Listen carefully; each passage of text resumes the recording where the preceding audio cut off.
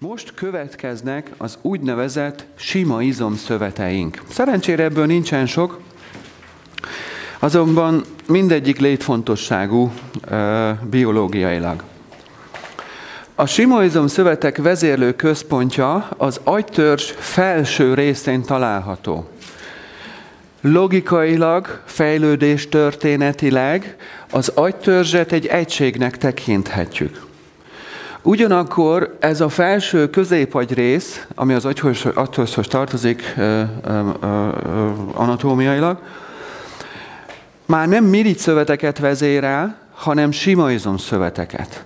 Igen, ám csak ezek a sima izomszövetek ugyanúgy megvastagodnak, mint a miricsszövetek, tehát daganat, szövetgyarapodás látható az aktív szakaszban, és ezért kaptak a sima izomszövetek citromsárga hátteret a szervatlaszban. Bár a sima izomszövetek a fejlődéstörténet legprimitívebb, különleges kötőszövetei, egyfajta mozgatható kötőszövetek.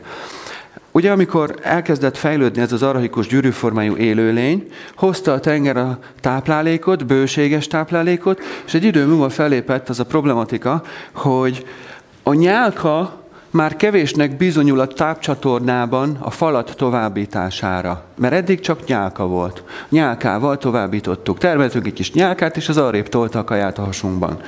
Vagy éppen a becupákolást tolta körbe. Most viszont már nagyok lettünk. Most már kell valami, ami tovább passzírozza perisztaltikusan a tápcsatorna tartalmát, és anyatermészet kitalálta a sima izomszöveteket, és ezért rakta azok relékközpontját közvetlenül az agytörzs felső részére. A sima izomszövetek különleges tulajdonsága, hogy itt a konfliktus megoldása után, a megoldás utáni szakaszban nem látunk gyorsított daganatelbontást. Ez nagyon érdekes. Úgy vannak programozva ezek a sima izom különprogramok, hogy egy gyulladás ne legyen lehetséges. Elárulom azért, mert sima izomszövetek a testünkben olyan helyen vannak, ahol ha gyulladás fellépne, gyakorlatilag azonnal meghalnánk. Elvéreznénk, és így tovább. Tehát ez hihetetlen bölcsességet tükröz anyatermészettől, hogy a sima izom különprogramokhoz nem programozott gyorsított elbontást. Még annyit hozzátennék, hogy a daganatnövekedés pedig inkább hasonlít a bodybuildingre, mint egy hagyományos daganatra, ugyanis amikor például egy nő elkezd azon kattogni, hogy jaj, mikor lesz már gyerekem, Istenem, de szeretnék már gyereket. Persze másnak lehet, jaj, de hazavinném azt a puját meg.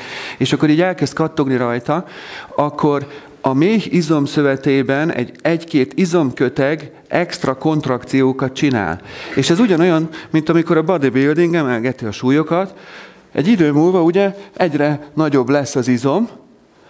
Ugyanez van a méhben is, hogy minél többet kattogunk azon, hogy mikor lesz már gyerek, úgy vastagodik meg gyönyörű szépen az az izomrost, és ezért lesz orsó formája a miomáknak, a méh izomdaganatoknak. Na most, ahogy a bodybuildernél sincsen gyulladásos elbontás, ott is, hogyha a külön program, a konfliktus aktivitás véget ér, akkor például a bélnél is ellazul az izom. És érdekes módon megmarad. A miomák hosszú távon megmaradnak, akár évekig is fennállhatnak, minden komplikáció nélkül. Mi lehet az értelme, hogy anyatermészet megengedi, hogy ezek megmaradjanak? Mindjárt meglátod, ezek mind olyan helyen vannak a testünkben, ahol egy tartós funkciófokozás egyáltalán nem hátrányos. Sőt, például egy pitvar miómánál, a pitvar mióma nem bontódhat el, mert akkor a szív párforálódna, és ott belső érzésbe 10 percen belül belehalnánk. A mióma megmarad, ugyanakkor a pitvar extra izomszövete egy hosszú éven keresztül érvényes funkciófokozást eredményez. Tehát jobb funkciója lesz a pitvarnak. Ugyanígy a beleknél. Az adott bélszakaszon jobb lesz a perisztaltika. Akinek méh miómái vannak, az a nő, hát egy bizonyos mérettartományig, tehát olyan 3-4 cm-es miómákig vidáman, sőt könnyebben tud szülni, mint az, akinek nincs miómája. Érdekes dolog. Ja, persze a nőgyógyászaton meg a meddőségi alosztályon nem ezt hallottad, hanem azt mondják, hogy magának miomája van? Jaj, szegény. Hát magának nem lehet gyereke. Mit csinálnak ilyenkor? Remélem már látod, hogy zárják az embereket ördögi körbe, akaratlanul. Oda megy a nő, hogy hát valami van, görcsölök, ilyesmi, még nincs gyerek, és akkor megkapja, hogy nem lehet gyereke. Püff, már be is zárták, már gyártja is a következő miomát. Szóval a konfliktus aktív szakaszban ezek a szövetek extra összehúzódásokat produkálnak, a sima izomszövetek extra kontrakciókat produkálnak, és ennek következtében megvastagodnak. A konfliktus megoldásával egyik helyen megszűnnek az extra kontrakciók, máshol maradnak a fokozott perisztaltika. Egy a lényeg, a megoldás utáni szakaszban nem kerül a sima izomszövet gyorsított elbontásra. Nem használunk mikroorganizmusokat, hiszen nincsen gyulladás. Nem kell szövetet átalakítani, nem is kell vendégmunkás. Ahogyan említettem itt a tápcsatornában a falat továbbítást, erről szól a sima izomszöveteknek a konfliktus témája. Falat továbbítási, falat mozgatási, falat erőltetési konfliktus. Görcsölünk azon, hogy a falat nem jön, vagy nem megy, vagy nem halad. Egyik ismerősöm, még mindjárt nézzük akkor a beleket. A bélizmok biológiai funkciója a tápcsatorna tartalmának mozgatása. Ez az, ami ilyen giliszta mozgással végig passzírozza a bél csőrendszeren a táplálékot, tehát a bélizmok létfontosságú izomszövetek. Ha valaki elszenved egy olyan konfliktust, hogy nem jön a falat, nem megy a falat, késik az átutalás, mikor jön már meg a pénz, nagyon kell ez a pénz, és ha nem kapom meg, akkor veszélybe kerül a túlélés. Határidőre kész kell lennem, és még sehol se járok a feladatommal. Tolom, nyomom, ahogy bírom, haladjon, el vagyok maradva. Haladás, az eredmény nagyon kell az előrelépéshez, a haladáshoz. Tehát, és a haladás pedig létfontosságból valamiért fontos. Ezek a konfliktusok olyan érdekes jelenséget idéznek elő a sima izom szövetek, a bél izmokon.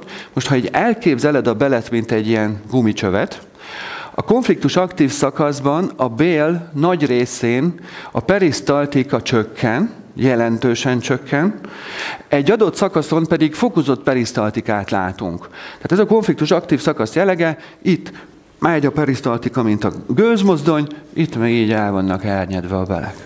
Hát mi lehet ennek az értelme biológiailag? Hát, hogy mozduljon már ki valamerre az a falat, amin a gazda kattog. És amikor elindult a falat, végre megjön az avizó, hogy a küldemény már belépett a Dunióba, vagy mit tudom én, vagy a pénz megérkezett a számlára, vagy akármi. Jön a megkönnyebbülés, és a bélnél, mert biológiailag így értelmes, fokozott perisztaltikát látunk olyankor a bél teljes egészén. Barátom elhozza az anyukáját, és mondja, hogy hát a mamáknak a bélizom bénulását arról vették észre, hogy a mama elkezdett püffedni. Figyelem, ha olyat látok, hogy valaki relatíva vékony, és aztán van egy ekkora hasa, előfordulhat, hogy bélizom bénulása van, lelassul a perisztaltika, túl sokat tölt a kaja a hasába, és gyakorlatilag megtágulnak a belek. Meg tudnak tágulni a belek. A hosszú időn keresztül tartó lassú perisztaltika miatt meg tudnak tágulni a belek. Barátom elhozta az anyukáját. Ekkora vékony hölgynek ilyen hasa volt, mintha várandós lenne. És ugye meg volt frankó diagnózis, hogy nem víz van a hasába, stb., hanem bélfunkciót néztek, és hogy bélperisztaltikája van, beöntést kell csinálni ki rendszeresen, meg egyebek, tehát hogy nem úgy mennek a dolgok. És kérdezem a mágikus kérdés, hogy csókolom, mi nem megy, vagy mi nem jön? Mi az, aminek meg kéne jönni a túléléshez, vagy menni kéne neki? Én arra gondoltam, hogy valami egyszerű hétköznapi falusi dolga van, és mondja, hogy hát az átutalás. És milyen átutalás? Fia is így néz rá, hogy mama? Aztán így megtudtam, hogy a hölgynek 2 fia van, a kisebbik fia itt él Magyarországon, a másik fia egy nagyon sikeres vállalkozó az Egyesült Államokban, és ez az idősebbik úr, fiatalember, tartja el az anyukáját. Rendszeresen küldözgeti neki a pénzt, de nem csak Magyarországon van neki, vagy illetve nem csak az USA-ban, Magyarországon is van ennek a srácnak ilyen építőipari vállalkozása, és történt valami malőr itt Magyarországon, és lezárták a számláját, és nem kapta meg a pénzt. Illetve pontosabban utalta a mamának a pénzt, és a mama nem kapta meg a pénzt. Volt egy ilyen érdekesség a dologba, ez később derült ki. Na most a konzultáció csak annyi volt, hogy hát a fiam megígérte, hogy küld pénzt, és nem küldi. És a múltkor felhívtam, hogy fiam, elküldted? Persze, mama, elküldtem már 2 hete. És még mindig nincs itt a pénz. Hát. És mondja neki a fia, hogy mama, miért nem szóltál? Hát, szégyellem. Ugyanakkor rinyál, hogy nem fogja tudni kifizetni a villanyszámlát.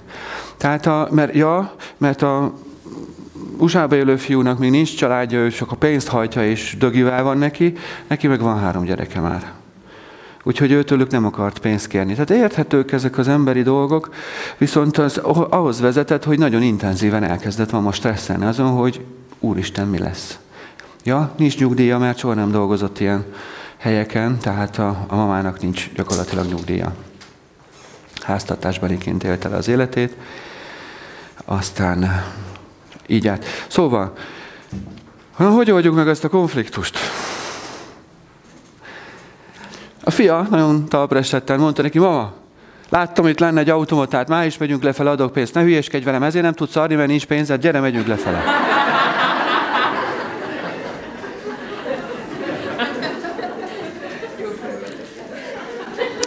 Ha már itt járunk, megemlíteném a székrekedést is. A székrekedés nem biológiai külön program. A székrekedés egy olyan frusztrációból ered, hát nincs hozzá agyi góc, nincs daganatnövekedés, sorvadás. A székrekedés az inkább csak egy ilyen mechanikus válaszreakció, egy olyan esetre, amikor nem érzem magamat otthon. Idegen helyen vagyok. És tudjátok, a biológia az kemény dolog. A biológiában még a szarnak is helye van. Tudod, azzal jelöljük ki a mesdjét. Nem a portára szokott az ember tojni, hanem a mesdjére, meg a kert végére. Úgyhogy a székletnek helye van a biológiában. Ha azt veszed esetleg magadon észre, hogy elmentél nyaralni, és már 2 napja nem tudták akilni, ugye van egy nagyon jó javaslatom, üljél be a budiba, kis tacepaukat kiteszel, itt otthon vagyok. Ezt kibéreltem, ez az enyém. Ott szarok, ahol jól esik. Ez a bolygó az otthonom. Ezt megcsináltuk egy fiatal hölgyel, aki 1,5 év kínlódás után jött hozzám székrekedéssel. Tehát ez a megviseltség már nagyon látszott is rajta, hogy sokat kínlódott. És mondom neki ezt a tacepaus cetlis megoldást. Hát képzelted, hogy így néznek rám anyukájával, nem voltak még annyira új medicinások, ilyen frissek, valaki elküldte őket hozzám. És akkor hát jó. 2 nap múlva csörög a telefon. Valaki jött a telefonba. Roberto, fostam! Valaki szórakozik velem? Mi van? Jaj, te voltál tegnap előtt. Na jó van, egészségedre gratulálok. Úgyhogy ekkora öröm tud lenni valakinek, ha már tud pottyantani. Beleket megnéztük, fokozott perisztaltika egy bélszakaszon, a többi bélszakaszon bél-izom funkció csökkenést látunk. Ezt a bélfunkció csökkenést szokták egyébként bélparalízisnek diagnosztizálni, de a paralízis nem jó kifejezés. A biológikában paralízis, csak a motorikus kéregvezérelte körömprogramoknál beszélünk. Itt ezt nem nevezzük bénulásnak, ez egy funkció csökkentés, hogy valamerre ki tudjon mozdulni a beragadt falat.